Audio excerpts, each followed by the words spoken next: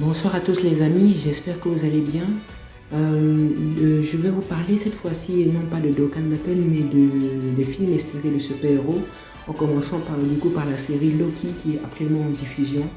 La saison 2 est actuellement en diffusion et j'ai commencé ma série de vidéos sur les films et séries de super-héros par le résumé de Loki jusqu'à actuellement l'épisode 4 de la saison 2 qui est actuellement en diffusion. Avant, je vais vous parler un petit peu de ma passion pour Marvel. En fait, le MCU, Marvel Cinematic Universe, c'est ça qui m'a fait découvrir les films et séries de super-héros. Surtout les films. J'ai commencé à connaître les super-héros au cinéma grâce à Marvel. Et par la suite, j'ai découvert les autres choses comme Invincible ou The Boys ou Spider-Man, Spider-Man c'est déjà dans la MCU, ou Superman et les trucs DC. Le DC Universe, j'aime bien aussi. Pour commencer ma série de vidéos sur les films et séries de super-héros, je vais du coup commencer par le résumé de Loki. Alors, en fait, Loki, comment dire, la série Loki se prend place on va dire dans Avengers 1. En fait, dans Avengers 1, la série Loki commence là-bas parce que lorsque dans Avengers Endgame, il décide de voyager dans le temps pour récupérer les pierres d'infinité, pour pouvoir ramener tout le monde sur Terre, vu que Thanos avait effacé la moitié de l'humanité.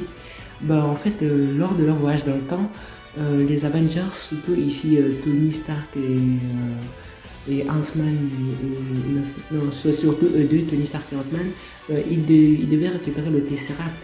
Mais il y a eu un petit problème, et du coup, Loki a récupéré le Tesseract, et grâce à ça, il a pu se téléporter dans un autre endroit. J'ai ma théorie sur où exactement est cet endroit, mais ça arrivera dans les prochaines vidéos. Non, je vais le dire maintenant. Pour moi, l'endroit où il s'est téléporté, c'est du coup un autre flux temporel.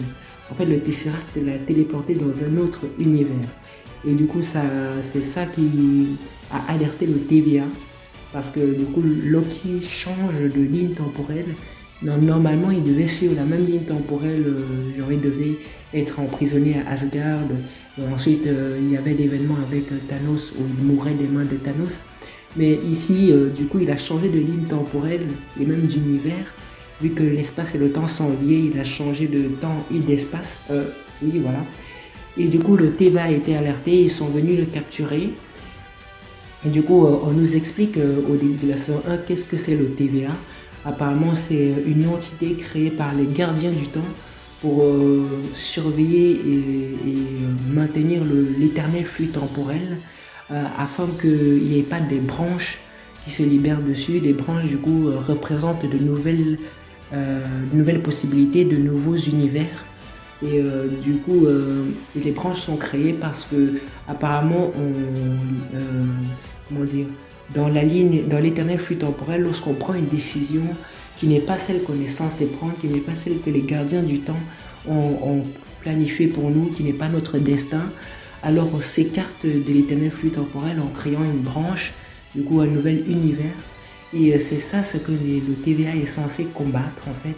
Ils essayent ils détruisent les branches, ils détruisent littéralement des univers afin de maintenir l'éternel flux temporel sur place. C'est ça ce qu'on voit dans l'épisode 1, ils effacent totalement une réalité. C'est du coup le nouvel univers que Loki a créé en changeant d'espace-temps. On découvrira plus tard en fait que les gardiens du temps, ils n'existent pas vraiment.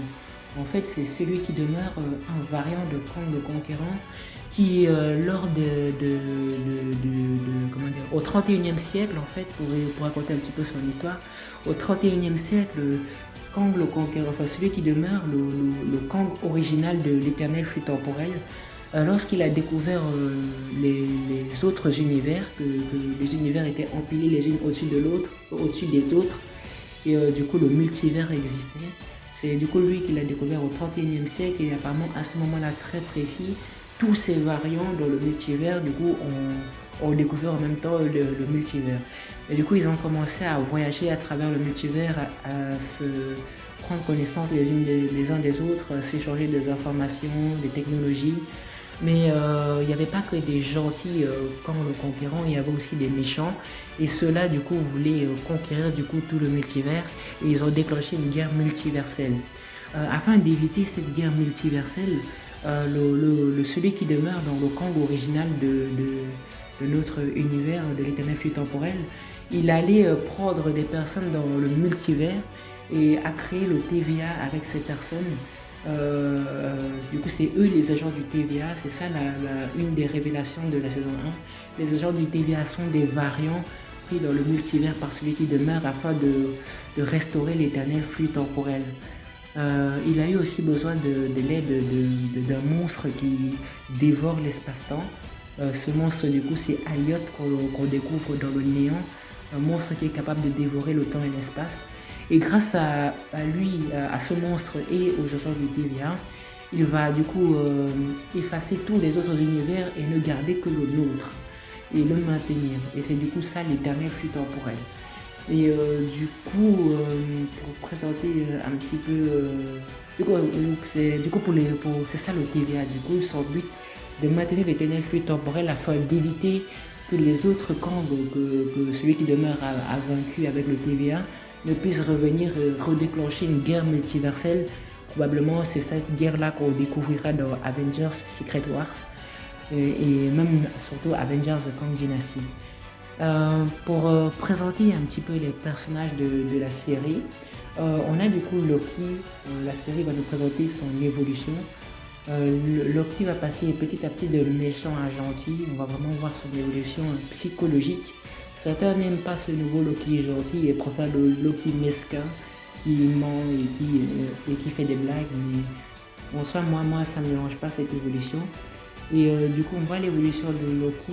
Et la série nous présente aussi un variant de Loki, puis plusieurs de ces variants lorsqu'ils iront dans le néant. Et du coup, ce variant de Loki, c'est une femme, elle s'appelle Sylvie. Et en fait, à la différence de Loki, qui est fils des géants de glace, de Laufey, qu'on découvre dans Thor 1. En fait, Sylvie, elle, c'est une Asgardienne que le flux temporel a décidé qu'elle allait devenir une Loki. Une Asgardienne de base que le flux temporel a décidé comme ça qu'elle allait devenir une Loki. Et ça, c'est une anomalie que du coup les agents du TVA vont essayer d'effacer, vu que leur but c'est d'éviter que des anomalies, des nexus soient créés et engendrent, on va dire, la naissance de nouveaux univers et de nouveaux Kang. Et du coup, elle va être pourchassée depuis son enfance jusqu'à ce qu'elle devienne adulte par les agents du TVA. Et elle va se cacher dans des chaos. On appelle des chaos, du coup, des catastrophes planétaires qui sont des événements qui vont tuer tout le monde, des catastrophes naturelles planétaires. Et elle se cache là-bas pendant très longtemps pour pouvoir échapper au TVA. Et vu que c'est des événements naturels, ça ne crée pas de nouveaux univers, du coup elle peut s'y cacher. Et du coup c'est ça le personnage de Sylvie, elle va se cacher et échapper au TVA. Ça va nourrir sa haine pour le TVA et elle va tuer petit à petit les minuteurs, les membres du TVA, les agents du TVA.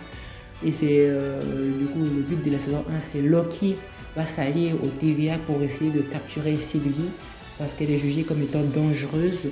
Et du coup, petit à petit, malheureusement pour le TVA, Loki va s'attacher à Sylvie. Il va même s'allier avec elle pour pouvoir s'attaquer à celui qui demeure.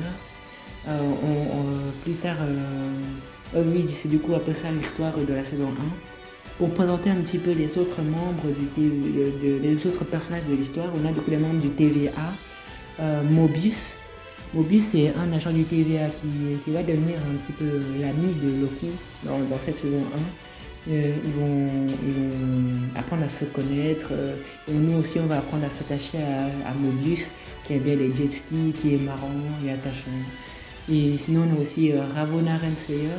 Elle, c'est la juge du TVA. Elle va juger tous les variants qui se sont écartés de l'éternel flux temporel.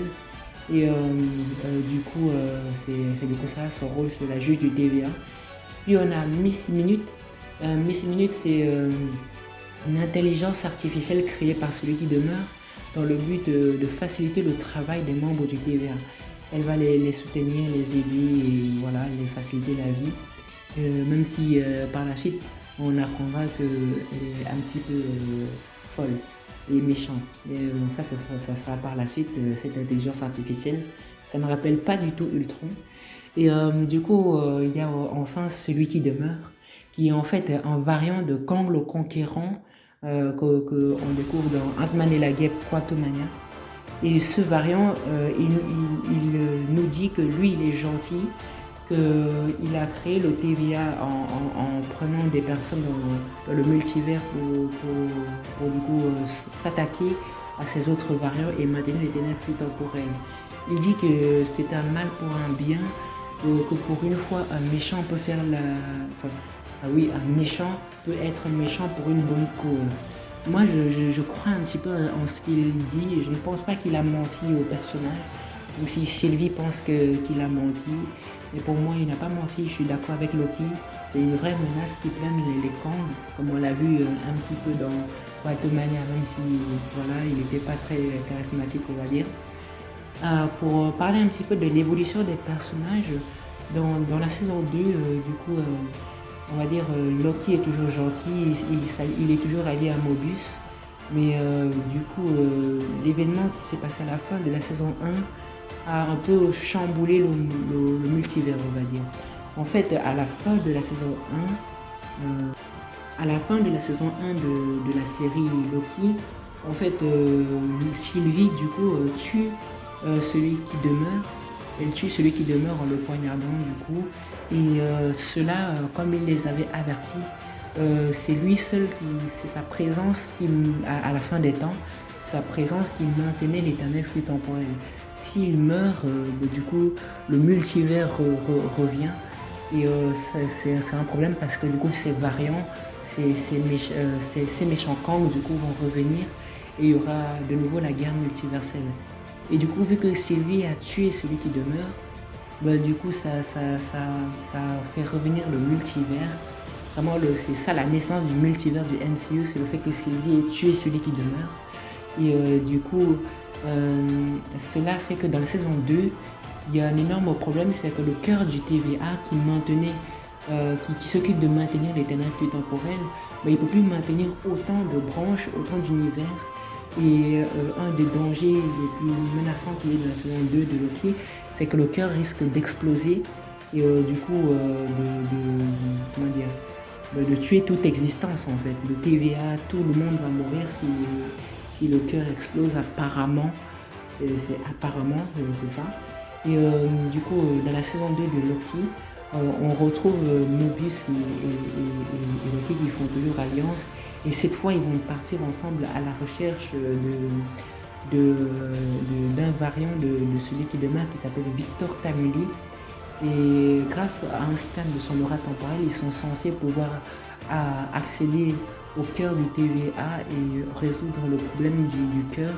On va dire grâce à une machine que Ouroboros, un nouveau membre du TVA qui nous est présenté, a créé une machine qu'il a créée pour pouvoir régler le problème.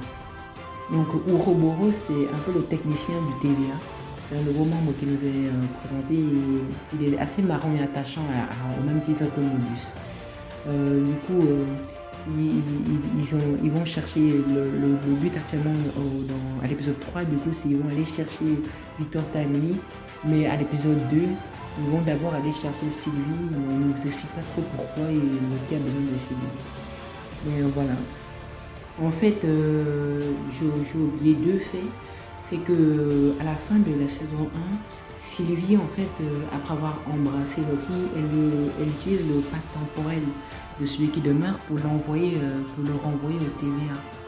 Et du coup, Loki va être touché par un petit problème, c'est qu'il va être baladé dans le temps, le passé, le présent et le futur.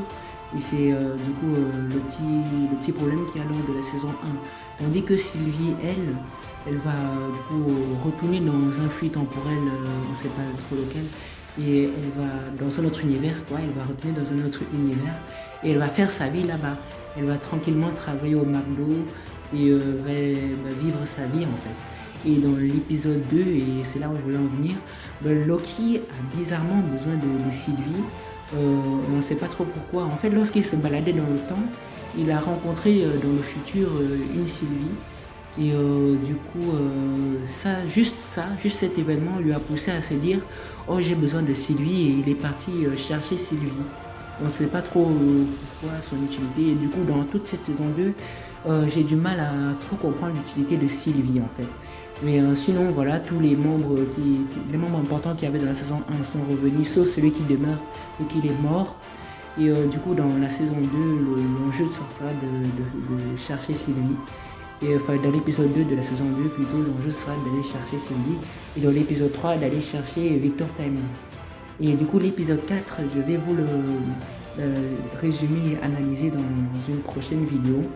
En tout cas, j'espère que cette vidéo résumée de Loki jusqu'à l'épisode 4 vous aura plu. Si c'est le cas, n'hésitez pas à vous abonner, à mettre un pouce bleu.